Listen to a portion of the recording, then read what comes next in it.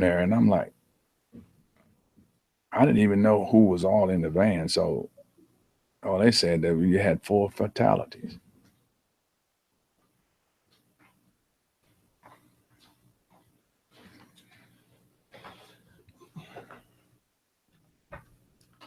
You ready? Yeah, is it going to be a question and answer or what? Yeah, it's just going to be kind of a conversation, kind of like you were just telling the story, and then Yeah, okay. we'll go from there. Okay, that's cool. And then if you can, just lean towards the mic just a little bit. Oh, I can get I closer. can adjust the volume from there. So, how's that? That's good. yeah, that's better. All right, here we go. 3, 2, 1. What's up, y'all? Welcome to the Sports Medicine Broadcast, SCA, a story of survival. Today, we're talking with John Mays, athletic trainer at A-Leaf Hastings High School, where he's talking about an incident where they had sudden cardiac arrest. And just in our pre-conversation, John was also telling me that he's dealt with death 6 different times as an athletic trainer at Prairie View A&M, and some very serious issues with his own daughter. And so he's going to share some of those, and he's going to tell the story of how they provided care, how they helped that athlete survive. He's also going to tell some of the stories of how he's dealt with losing 4 athletes to a car wreck, and discussing with the parents. He can tell the story of how he had to deal with his own daughter being in a car wreck and him not being able to help, and then how he helped his coworkers and himself deal with all the trauma and the aftermath of performing CPR and using an AED on an athlete and them surviving. So he's going to tell his story and then how he's processed all of that. So this episode is sportsmedicinebroadcast.com/John Mays, and that's MAYES. Again, this is sportsmedicinebroadcast.com/John, JOHN, MAYES, John Mays. All right, John, welcome to the show. And I want to start off, why don't you tell me your athletic trainer story? So where did you get started and where have you been? Wow. It's been a journey, but I've enjoyed the journey. I first started in high school back at MC Williams High School, and the reason I got engaged in athletic training, it was sort of kind of a roundabout way, but my brother played football. And I remember Coach Ezell Seals, which is a coach here in the area, he said, "Hey, I want you to be my trainer." And I didn't know what a trainer was, but the thing is that I was in charge of keeping up with the footballs. So not because my brother played, but as I grew up and I started playing sports and stuff like that, and I always had a lot of friends that played football, and then, and until football practice was over, that wasn't really anybody on my street in the neighborhood. Yeah. To actually engage in the afternoon if I wanted to play a game of pickup basketball. So Coach Seals remember me and Coach George Dearborn and Coach Baker, and the good thing about it, all of these coaches, they knew me, they knew my parents, and they kind of like grew up in the neighborhood themselves. So what happened was Coach Dearborn said, I said, "Well, Coach, I want to get a job because I wanted to get a car." And he told me, "Well, you're not going to quit basketball just because you get a job and you want a car." He said, "You're going to be a trainer." I said, "Trainer? I'm not being no trainer." So to make a long story short, I remember coming home one day, and Coach Baker, which grew up down the street, I saw him in the driveway talking to my dad. And I guess he told my dad that I had quit. And so I knew there was something going on, because the look that my dad had, it was like, "Hey, we got to talk." Mm-hmm. But anyhow, I'm grateful and I'm thankful for people that were around me that cared enough about me, and basically that's how I got started. And so I started hanging out and stuff like that. And I remember meeting Logan Wood at Delmar Stadium. And what happened was the coach used to always give me his car, and I would take the athletes over there to get treatments at Delmar during our 6th period athletics. So what happened, Logan and I, we became friends, and I would always ask a lot of questions. And he'd call me Toothpick. He said, Toothpick, you sure do ask a lot of questions. And I was just saying, hey, and so normally at the football games, Logan would always be there. And eventually he told me, he said, hey, what are you doing? I want you to learn how to tape. And so I had a couple of athletes I took over there. So he gave me a roll of tape and told me to tear it, and I couldn't. I'm like, you can't tear this stuff. He said, you can. And he tore it. And I remember the influence that he had. He had a couple of workshops that I went to, and the rest was history. And the thing was, when I became a senior, he asked me, he said, what are you going to do? And I said, I don't know. I'll probably perhaps go to the military. And he said, to the military, he said, you ever thought about, being a student athletic trainer? I said, student trainer? He said, yeah, you can get a scholarship. So what he did, he picked up the phone, and I was in his office, and Logan called out to Houston Baptist and talked with a guy he called Fluff. His name is Vernon Ashenfelder. And I went out and met him, and Vernon said, hey, I want you to come out and be a part of the program. But being back then, it was somewhat of a culture shock to me, coming from the north side of town and then going over there to the southwest side. It was a little bit different going to a Christian school, even though I came up in a Christian home. But then I looked around, I said, hey, I didn't really see anybody that looked like me. So I'm like, hey, this might not be the place for me. But Vernon Ashenfelder, he was real understanding when I told him that I decided I wasn't going to come to HBU.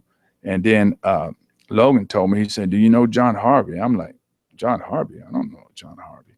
So he picked up the phone and called over to Texas Southern. And I went over there with the legendary John Harvey and became a student trainer. And that was the beginning of my career. All right. So after TSU, what was next? Well, when after I finished TSU, I still had that military thought in my head. I wanted to go into the military. But my brother, he fought in Vietnam, and he came back with some issues. So my mom, she said, I don't want you to go to the military. But I'm like, hey, I'm gonna go to the military. I'd already talked to a recruiter, and he was making it really sound good. But after I thought about it, I didn't want to do anything to hurt my mother, and my dad, he served in the armed services, and my brother, because of the way the Vietnam War was fought, I mean, he had some real emotional problems. Eventually, he returned to his old normal self. But I thought about it, and I said, no, I'm not going to do it. But what happened was one of my mentors, Frank Walters, he said, hey, John, he said, won't you come over here? And I said, well, I got to do my student teaching, and then I'll get my degree, I'll get my license. And he said, well, why don't you come over here and see if you can student teach at Smiley? But I didn't student teach at Smiley. I did my student teaching at Forestbrook. And it just so happened, I said, hey, my uncle is the head football coach over there. It was Charlie Brown. So it made real good. So Frank and I became real good friends, even though I used to see him all the time over at Texas Southern visiting John Harvey. So when Frank left to become the trainer at Prairie View, then I graduated, and I became the head trainer at MB Smiley High School in North Forest ISD. And after about 10-year tenure there, I thought about, what would the college level be like? So what I did, I applied at Prairie View. Of course, Frank was at Prairie View, and then all of a sudden he said, hey, I'm leaving. Why don't you come to Prairie View? I'm going up to A&M to pursue my doctorate degree. He said, and I can't do both. I'm like, no, Frank, I don't think I won't want to do that. But to make a long story short, I end up at Prairie View in 1989 and up until 2011. That was my place of employment. And now I'm over in the Alief Independent School District at Hastings High School. And after 22 years at Prairie View, and I've had some great memories and some also not so great memories, but through it all, I can count it all as joy. All right. So, Alif, the specific incident we were talking about, you kind of told the story at the G-Hats Awards banquet when you and I both received the G-Hats Off Award, which is for performing life-saving skills that we are sometimes required to use as athletic trainers. I've told the story several times before. Our athlete did not survive, Wow. but yours ended up surviving. So why don't you tell me a little bit about that story, and then we're going to talk about some of the other ones, some of the other times you've dealt with death as well. Wow, that was really a scary situation. Yeah, it was during the Christmas holidays, and of course, we had two games going on at two different sites. We had a game in the South Gym and a game in the North Gym, which is probably maybe a city block apart. And it just so happened, I was there covering the games, and of course, I can't be in two places at one time. And I had received a call that someone had hurt their ankle over in the South Gym, so I left. So by the time I did the evaluation on the kid, I said, okay, we're going to get some ice and put on it. So I went to make an ice bag. Then all of a sudden, one of the basketball coach, I heard someone screaming my name down the hall. And I'm like, who is that? And when I looked out the training room door in the South Gym, I saw him running down the hall screaming, saying, Doc, you need to come back to the North Gym. I'm like, hey, I just left there. And then I saw a police officer come through the door. He said, hey, we need you in the North Gym. I said, okay, I'm on my way. No one actually at that time really told me what was going on. So when I got to the door, he said, hey, this guy is having a seizure or something. So I said, okay. So I think I handed the ice bag to somebody else. I don't really remember. But I left and I ran over to the North Gym. And when I got there, I just seen a circle of people on the floor. So when I got through the people and I ran over there, and I saw one of the scorekeepers attempting to do CPR. So I immediately went and got the AED. And when I came back, I told her, I said, I'll do the compression. But at that time, he was discharging fluid and blood all out of his mouth. And I really didn't know exactly what was going on. And then the assistant principal said, you don't have a pulse. I said, okay, I'll do the compressions. And I began doing the compressions, and I said, put the pads on him, and once we got the pads on him, and I said, do you have a pulse? She said, I got a pulse. I said, well, engage the AED. And then, of course, we had to hit him about 3 or 4 times. And, it was no pulse, so we had to continue to do CPR until EMS got there. And once EMS got there, they, of course, they incubated him and all that kind of stuff, started bagging him and doing suction and CPR.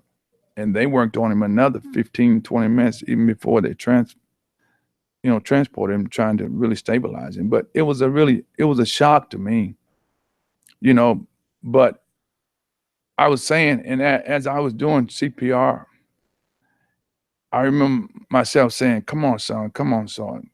And I remember inadvertently saying, Lord, help me. And like I said, God showed up and he showed out. And when people would ask me and say, wow, what happened? Were you afraid? I said, knowing that God is an able God, the joy of the Lord is my strength. So long as I have his joy, then I have his strength. And unless you have joy, you can't have his strength. And I know beyond a shadow of a doubt. And I was telling him, I said, man, I hope and pray that the kid makes it. And I did. I said, Lord, help him. Lord, you're the one. You can do it. You can do it. And as I stood there and watched him load him in the ambulance and drive off, and then I said, well, coach, we need to cancel the games. we need to do something about this. It doesn't make sense, a situation like that we continue to play. But what I did, and he wasn't one of my kids. He was a kid from Austin High School. And what I did, I told my sports coordinator, Coach Martell, I said, look, Coach, I'm going to leave. I'm going to the hospital because I want to know what was going on with this kid. And it just so happened that the kid survived. When he got there, his parents were there. And the parent walked up and she said, thank you. It's a good thing that you all had the AED and you all were there. And it was kind of, after I thought about it, I looked at it, I'm like, wow. I said, I was really placed in a position of compromise, being that I couldn't be in two places at one time. And then I thought about it, I'm saying, wait a minute. You had coaches that were there and they were standing looking. So it was, but to God be the glory, and I always try to acknowledge, God for his mercy and his grace, because that's all it was. It wasn't so much what I done, because in the end, it was up to him. It was up to God to make that decision. But I'm grateful and I'm thankful that the kid made it. And he made a full recovery, and I'm just thankful. Have you had any contact with him since then? I know you went to the hospital, but no, I did talk with his coach, and I asked the coach about him, but I hadn't had any contact since maybe a couple of days after it happened. But I remember, having a conversation with State Representative Sylvester Turner, which is now Mayor Sylvester Turner, and regarding an EKG bill that they had in the House, as far as adding it, making it a requirement that each kid have an EKG with their physical. And I just told him, he said, man, look, he said, I think it was a guy out of Baytown, and him was one of the names on the bill. But I said, that would be a great idea. He said, well, what do you think? I said, well, in my case, in my situation where I am, a lot of the kids, sometimes don't even see a doctor on a regular basis unless they're getting a physical to participate in sports. I said, it would be great, if it was mandatory that we have it. I said, because a lot of the problems that a lot of kids have can be detected, but eventually I think it was passed. So I'm grateful for that. All right. So how did you guys go about dealing with that? I mean, I know you said you were there kind of by yourself. So what was done to help you process all of that information of, performing CPR and having to use the AED, using those life-saving skills? I guess it was instinct, being in this profession. And I tell the younger trainers all the time, I said, every time I run on the field to see about a kid, I said, I don't care what it is. I said, I'm nervous and I'm scared. I said, I'm just being honest. I said, if you're not nervous and you're not afraid, I remember a young athletic trainer told me, oh, it's no problem for me. That's when my skills kick in. It's easy said than done. As athletic trainers, we, in our profession, we're responsible for relieving pain and suffering. And if you're human, I mean, I feel for my athletes. I fear for my athletes, especially when it comes to them being injured, because they're gonna look to me. And I tell them, if you're not nervous and somewhat afraid, and I always be thinking the worst, so that helps me a lot in being prepared, to do what I do as an athletic trainer. All right.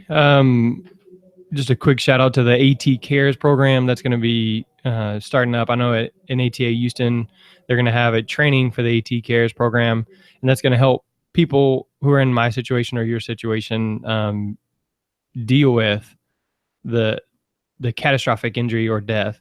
And so it'll be athletic trainers helping athletic trainers because as Bub and I have talked so many times, you don't really want to speak with the school nurse or the school counselor who has no idea what it's like to be an athletic trainer, who doesn't know the athlete or isn't around them or around the other kids that are affected by it.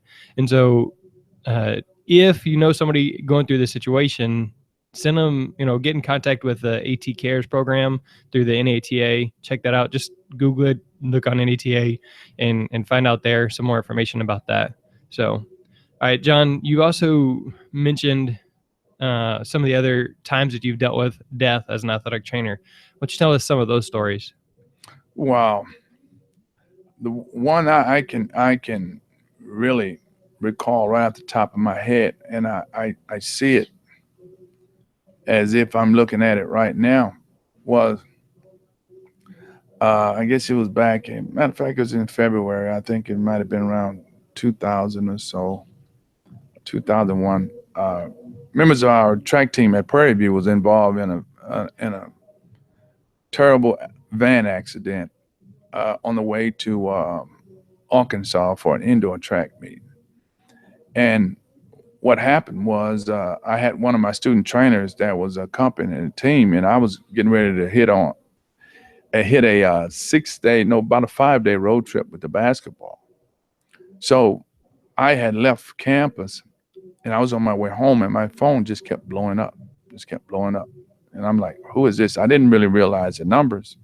So I said, well, they'll leave a message because I'm trying to get home, get my clothes, and get back, to get on the bus, to get on the road.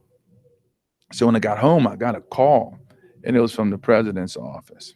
And one of the president's assistants said, hey, you need to get back to the campus right now. The president, Hines, wants you back right now. So I'm saying, what happened? He said, there's been an accident, and we have 4 fatalities known and perhaps 2 more. I'm like, what? I'm thinking that, what fatalities? Is it on campus? Then they told me it was the track team. So what I did, I just did a turnaround. I didn't get any clothes. I drove right back to the campus and went to the president's office. And that's when I was informed about the accident. We had 4 student athletes that were killed. We had 2 that was seriously injured that required extensive long-term care. And I thank God right now that they're doing okay. And then we had others that had little bumps and bruises and cuts and stuff like that. Even the track coach, he was injured. But when we got back to the campus, the president wanted myself and the chief of police to leave immediately and go to Marshall, Texas. But what we did, because it was so late, it was like, I want to say about 2:00 in the morning. We just waited. We caught a flight, flew into Shreveport, and drove into Marshall. But when we got there, that's when it really, really hit me. When I went to the hospital to see all the ones that were still alive and injured, and to see 2 of my athletes, one with a broken neck, cuts and all over, and one of them with multiple skull fractures and all swollen up. And I'm like, God, I know these kids. And then to walk out of the hospital in the waiting room and you see the parents. Then I look up and I see one of the parents of the deceased kids. And by us being representatives of the university, I was like, what do I say? What can I say? And she asked the question, what happened to my child?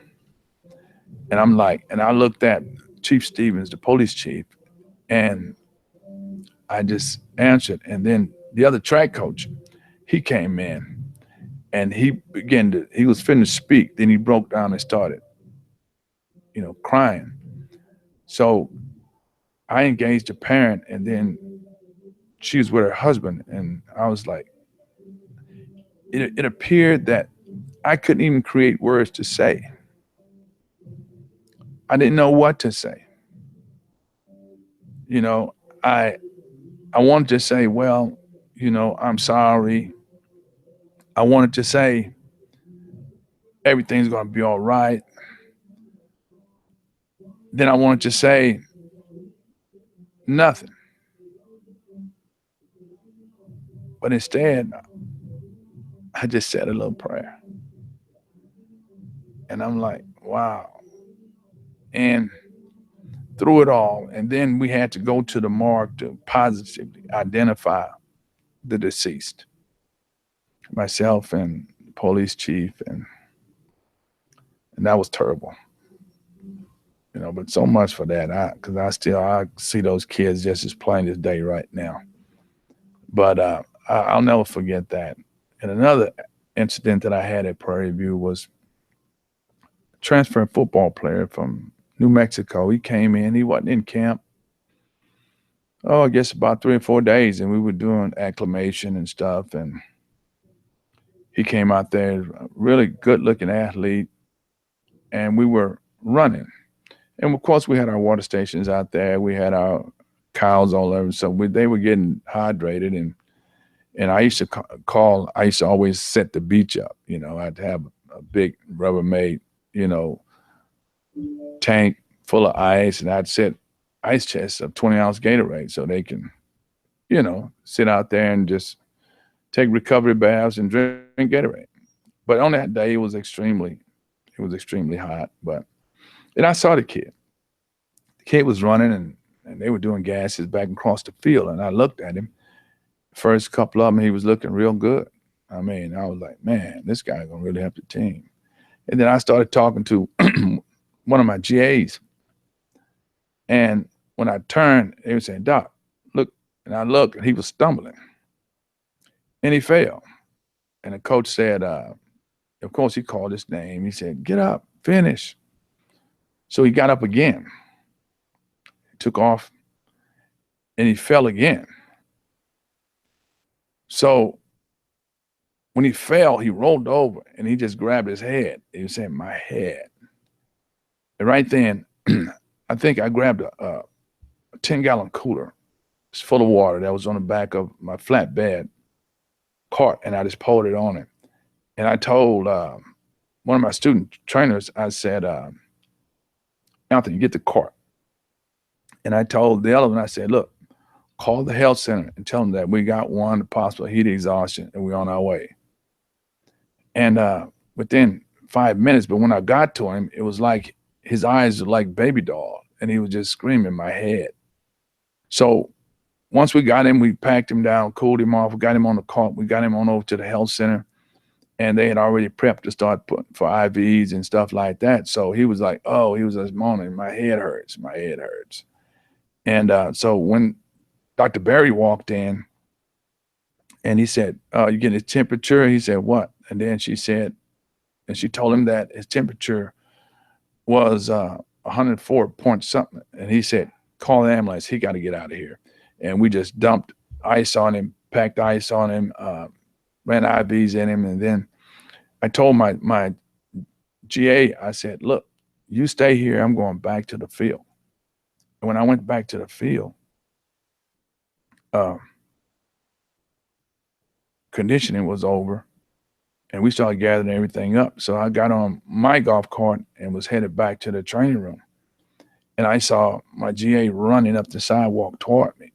And I'm like, and I stopped. I said, what's happening? She said, Doc, I said, I thought I told you to go to the hospital with him and that I would come and get you after practice. She said he didn't go to the hospital. She said he's back on the back road. They're waiting for life flight because his heart stopped. They're doing CPR on him now. So by the time I hit the sidewalk and went around and went to the back of the campus, life flight was loading him up. And they took him off to the medical center to Herman. And when I got there, I mean, he was basically still in the same state. They had incubated him, they had him on a ventilator, and he was like that for about 3 weeks. And I remember calling my athletic director, Mr. Charles McClellan, then at Prairie View, and I said, Charles, we got a situation here. I said, I'm at the hospital and we got a situation that don't look good. I said, we need to contact the kids' parents. I said, I don't have any information. I said, we need to find out what coach recruited him, because he would be the one that had to deal with the parents. And so what happened was, it just so happened one of the coaches that recruited him was also his neighbor that grew up across the street from where his parents lived. And so I said, look, he said, well, what do you think we need to do? He said, well, I'll tell you what. He said, I'll be there in 30 minutes. So the athletic director came and he said, well, I said, Charles, look, so we got a situation. And after just talking to the doctors, I said, it doesn't look good. I said, we need to get his parents down here. We need to get them down here today. He said, well, what do we need to do? I said, we need to get on the phone. I said, I get on the phone and I talked to his mom and explained it that we got him here and we'd like you to come. She said, well, I can't come, my husband. I said, well, we're going to arrange for your tickets. We'll arrange for you to be picked up at the airport and everything. So the AD, he got on and got his credit card and bought her tickets, and she flew in the next morning. I remember picking her up and she was asking me all these questions and I was saying, well, and I was trying to stay positive, but somewhere in the back of my head, I was saying it doesn't look good. And then especially when one of the physicians, I overheard them, they were talking, they were saying it seemed like a disconnect. It may be that his brain stem's burn up. I'm like, he said, there's got to be a disconnect, and it was like, it was nonchalantly saying, I'm like, wait a minute, what's going on here? So they end up taking him down and doing the scan, doing all that time. But when I went back and he said, well, yes, everything's set up. So like I said, the next morning I picked up his mother from the airport and she kept questioning me. And once again, I didn't know what to say. I don't care how long you've been in this business of athletic training. There are going to be times that you're going to be confronted with things that you're not going to know what to say. And that's when God's spirit, if you be quiet, he will speak for you. And it just so happened, with that kid's mom, she was, when she went in and she saw him, she just broke down and she turned to me and she said, what happened to him? I said, well, he was running. She said, well, did he? No, he didn't get hit. He was just doing conditioning. I said, and he just passed out. And she didn't even know that he had sickle cell. It was found out doing the blood work at the hospital. And, that was one of the major causes of his death, but, he stayed there for 3 weeks. And, we did everything that we possibly can. But when it comes to your child and when it comes to death, I don't care what you do or say, especially when you're dealing with a parent and that's their child. You can't replace their kids. And she stayed here for 3 weeks. The university did an excellent job in making sure that she was comfortable. I even got my sister who has a hair salon. I took her to the hair salon so she can be taken care of and all that. But the worst thing in the world, Jeremy, that I can think of is when we scheduled him to be medevac back home to Oklahoma. And when he got down there, because I remember his mom looked at me, she said, Doc, I want to take my child home. And I was trying to convince her, saying, hey, let him stay here. This is the best place for him. He was in Herman. I said, it's the best trauma center, so we can try to sort things out. She said, no, I want him home. And I told my AD, and I said, his mother Miss Colson, she wants to take her son home. He said, well, get it done. He said, that's what she wants. Then we'll get it done. So we set it all up and we sent him home, and he didn't last a week, Jeremy. He died. When I got the news, I was like, oh man, I can't deal with this anymore. I can't deal with this anymore. You know, so what happened, I wanted to go to the service, and then I said, well, no, I'm not going to go, because I wanted to remember him as being that vibrant, good-looking offensive tackle sprinting across the field. And the following week after he expired,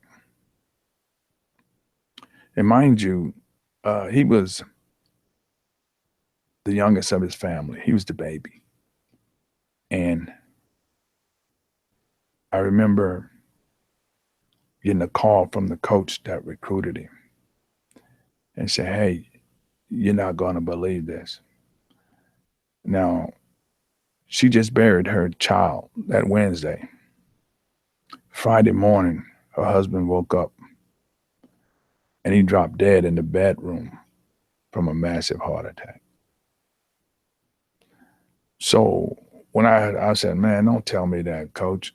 He said, yeah, man. He said, that's what happened. He said, I think it was his sister called him and told him that she was talking to her husband. She left out of the room and came back, and he just fell in the floor, and he had a heart attack. So that was, I mean, I was like, wow. And a lot of times you'll ask yourself the question, you know, if this hadn't happened, then that wouldn't have happened. You know, but but in our profession, you know, and I tell coaches all the time, you know, we are here, and a lot of coaches look at athletic trainers as being a necessary evil, because a lot of coaches are driven by their ego. You know, and I tell the coaches, I'm saying, coaches, we're basically here to help and protect you, because a lot of you all can get out of your lane, you know, but they don't understand that, you know, and I know I make a lot of coaches upset, and they were saying, well, I've been coaching 40 years. I said, well, you can find a coach in the barbershop. Every barbershop you go in, you can always find a coach. Mm-hmm. Somebody's coaching. And I said, how much is coaching? You know, how much really, what do you do? If you had 5 Michael Jordans on your team, you'd be stupid to try and coach them. You know, a lot of it's just raw talent. But, you know, I understand, you know, our purpose as allied healthcare professionals, you know, and I see a lot of, you know, even with my student trainers, I have some student trainers that were in athletic training that just got out. They said, I'm not going to deal with those coaches, this, that, and the other. But you got to look past that and beyond that as an athletic trainer and say, why am I here? Why am I doing this? You know, and always understand it's all about humility. It's about you caring for other people. You know, you serving a purpose, you know, by design,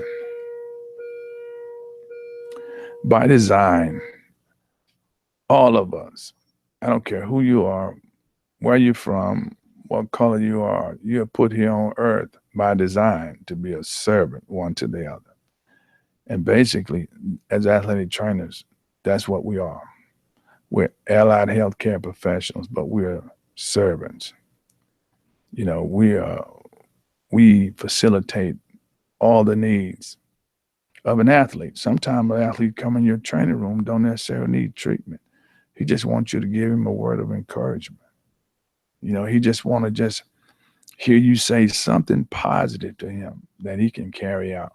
Or he may just want to just come in your training room just to vent to you. you know. So I think athletic trainers, we're the surrogate parent when it comes to the athletic programs. But, you know, as I first stated, you can never forget, or you can never, you know, get to the point as an athletic trainer where you can say, okay, I've experienced a death and you can forget about it. That's not so.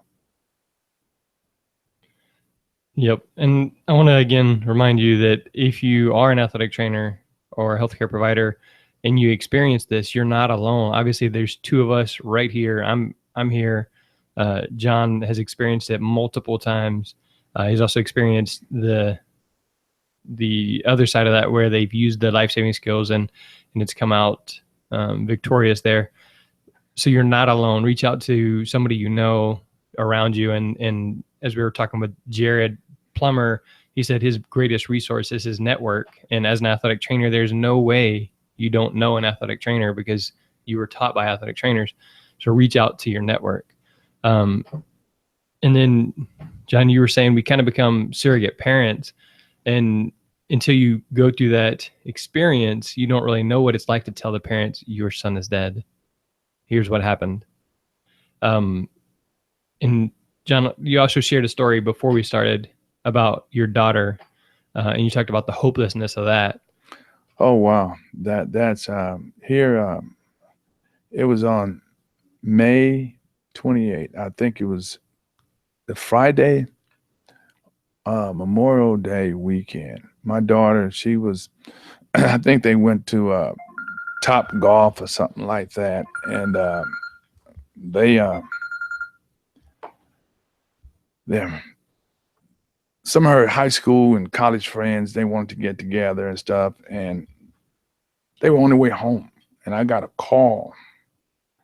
Oh, I guess it was about I would say about 1:15 in the morning.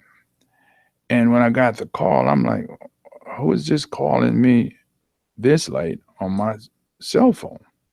So when I answered, and they told me, they said, well, it's been an accident, and you know, Sedaria, your daughter, I'm like, what? I said, where?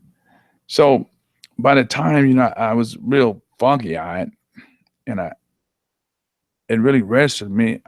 That's when I got in a hurry. And of course, I'm thinking, oh my goodness. So I don't even think I had my driver's license. I just got my keys, and I left. And when I got there, I seen all the lights and the fire trucks and ambulances, and I seen an overturned SUV on his roof. I'm like, man, and I couldn't get to it. So what I did, I just pulled off the freeway, and I just ran down the freeway and ran across and jumped across the barrier. And when I got there, I was looking, and I saw my daughter's friend, and she was bleeding, and one of the firemen had her, and she was bleeding from her head. And when that happened, I asked her, I said, hey, Erin, and she turned and looked. I said, where's Sedaria? And she just pointed to the mangled up vehicle. So I'm looking at that, and I'm like, what? And as I began to try and approach the vehicle, the police officers and firemen was telling me to get back, because it was gas on the street. And Jeremy, I tell you, I've never felt so helpless in my life. But it just so happened, my daughter heard my voice. And when she heard my voice, she screamed, Daddy, it hurts. Daddy, it hurts. So when I looked and I tried to reach, and it was almost like I couldn't move. I didn't know what to say. The police officer and fireman was telling me to get back. They was trying to pull the cable to the jaws of life to cut her out. And she screamed, Daddy, it hurts. So when I reached in and I touched her hand, and I asked her to squeeze my hand, and she squeezed my hand, right then I just said a prayer. I said, Lord, I need you now. And of course, I started rehearsing all these things in my head. all the time as athletic trainers, I've helped other people, kids, and here I am. I can't even help my own. But I always got help. And I told God right then, Lord, I need you now. And he came through. He showed up and he showed out. And when they got through cutting my daughter out of there and they put her in the ambulance, and I was just saying, Lord, help me. I needed help. And I got there, and of course they had her an X-ray, and she had some laceration and cuts on her, and when they came out, and afterwards they kept her and they let me see her, and she was crying. She said, Daddy, I hurt so bad. I said, well, don't cry. Don't cry. And then the doctor came in, and then they had X-rayed her. And so he said, I said, well, that's my daughter. And then that's when he told me that her neck was broken. And he said, well, we're going to have to send her to the medical center because we can't really handle it here. And, I didn't really know what to do, what to think. All I could do is pray at the time. And I did. And I know she mentioned earlier about a network of friends. Keith Jones, the athletic trainer with the Houston Rockets, during that time, I'm like, what I'm going to do? Who do I want the best? This is my baby daughter. This is my youngest daughter. Here she is laying up here with a broken neck, and all kind of things are going through my head that she's going to be paralyzed. She's not going to be able to walk. I mean, she had such a bright future, but it was the grace of God. And I said, well, who do I need? I want the best for her. And I picked up my phone and I called Keith Jones. I said, Keith, he said, what? I said, my daughter's in an accident. Her neck is broken. She may have possible spine fractures and stuff like that. I said, I need the best doctor that you know. He said, hey, I know a doctor named Parson. He said, matter of fact, I'm going to call him. And it just so happened, Dr. Parson, once she got to the medical center, parts of his team was there. And I was like, wow.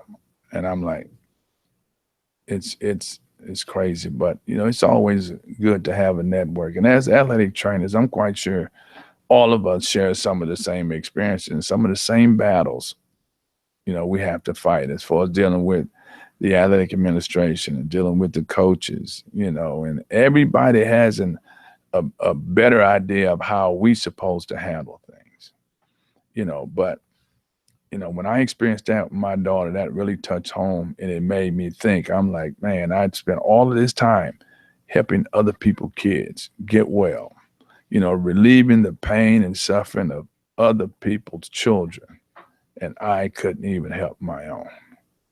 I really felt helpless. But, through my spirit, God assured me. He restored that joy back in me. And that's where I get my strength. And that's the reason I said, Jeremy, that the joy of the Lord is my strength. You can't have strength from God unless you have joy, because the Bible tells us you count it all as joy. A lot of times we experience things and it's for a reason. Everything's for a reason. My daughter was somewhat depressed during the summer. She was supposed to do her student teaching. She couldn't do that. She's recovering. And I had to explain it to her that, everything has a season.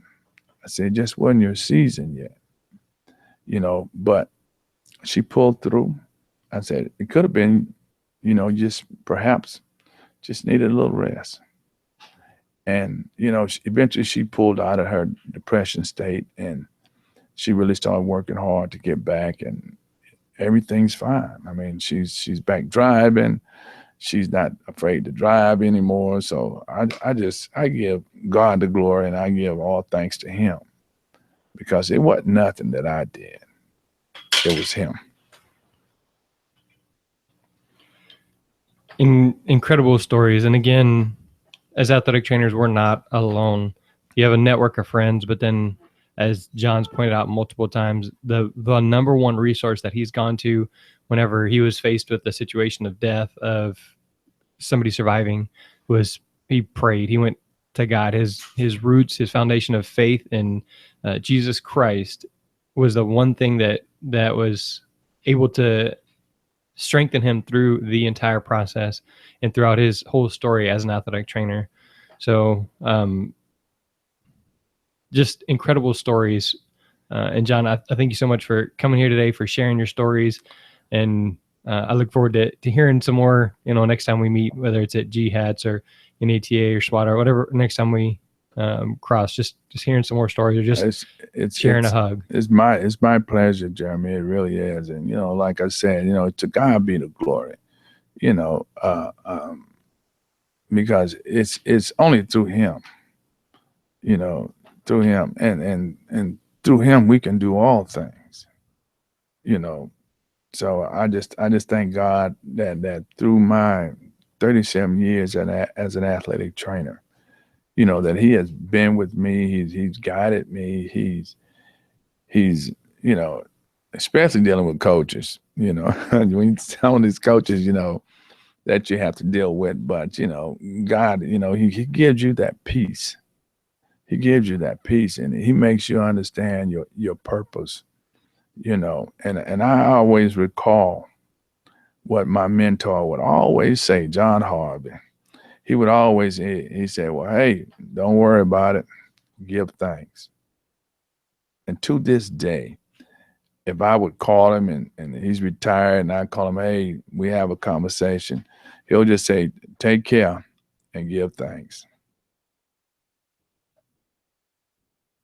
That's an excellent way to end, because this is National Athletic Training Month while we're recording this. And John, I want you to take a second and think about an athletic trainer you would like to thank. I know you mentioned a couple on your way, but I'm asking you for one athletic trainer you would like to thank for helping to shape you just during National Athletic Training Month. We're recognizing athletic trainers and the way that they've shaped us into who we are. I'm going to start to give you a chance to think. Joe Martinez was an athletic trainer at Dobie High School my senior year. He has kind of been friends with me since then. I've hung out down at his house. He's met up with me at lots of different conventions and stuff like that, but he also showed more like a special interest and helped build a relationship. And so often we think of, how can this person help me? Well, Joe Martinez helped me by just being a friend. And, as a high school kid, you don't realize a lot of that, but as I've graduated college, as I've become an adult, I realize how special that is to build that relationship and to be able to still maintain contact 15, 20 years after that initial 1-year relationship is just really amazing. So Joe Martinez, thanks for helping to shape who I am as an athletic trainer and probably teaching me some things I shouldn't have learned, something like that. But so Joe Martinez. All right, John, an athletic trainer you would like to thank? Well, really, Jeremy, I have really 3. And number one, may he rest in peace, is Logan Wood, because he's the one that really steered me toward this profession.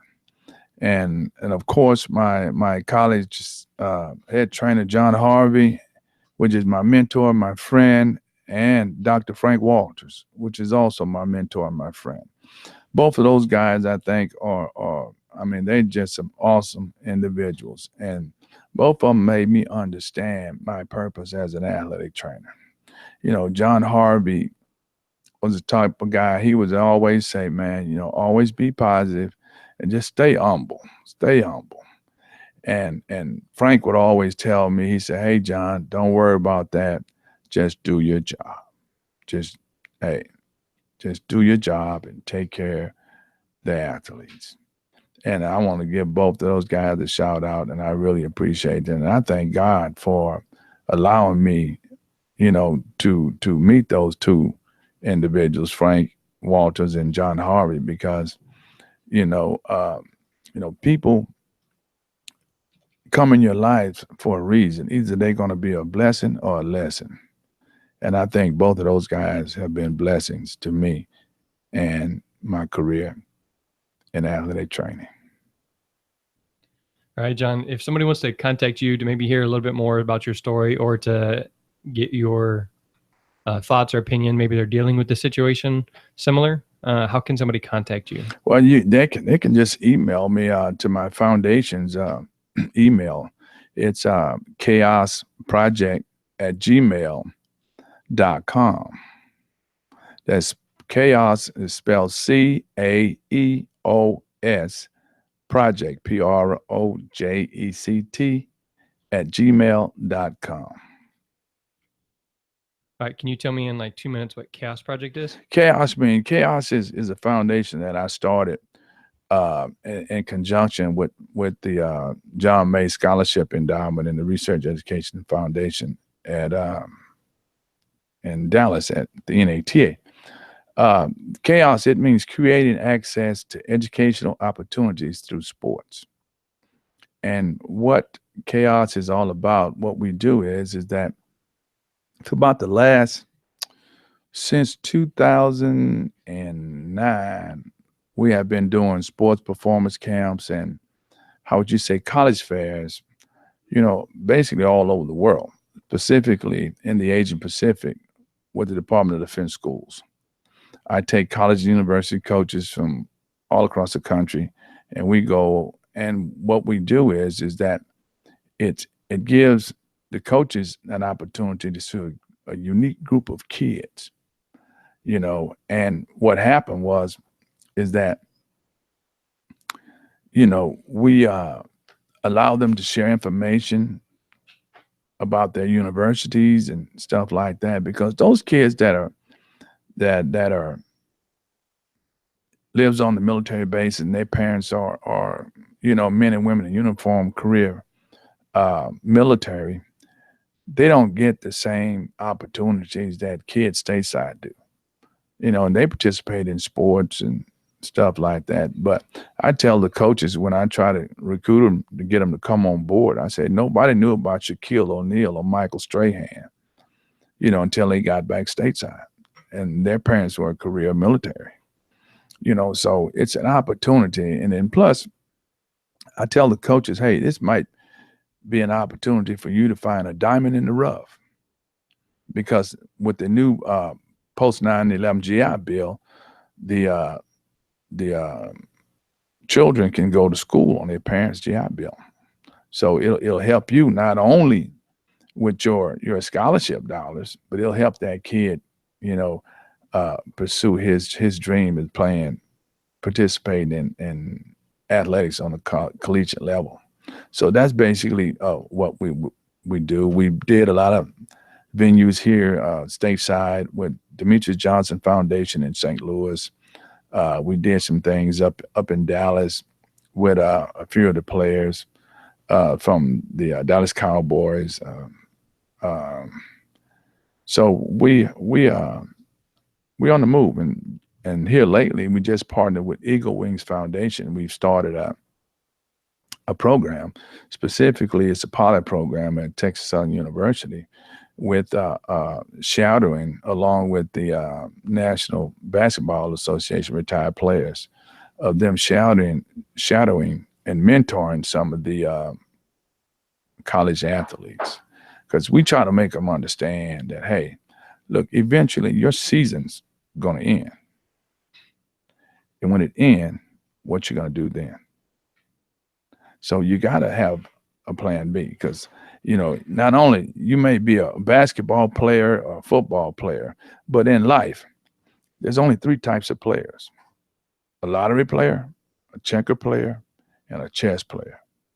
A lottery player, they're always wishing. They want to, try to do it real quick. They want to win and get rich quick.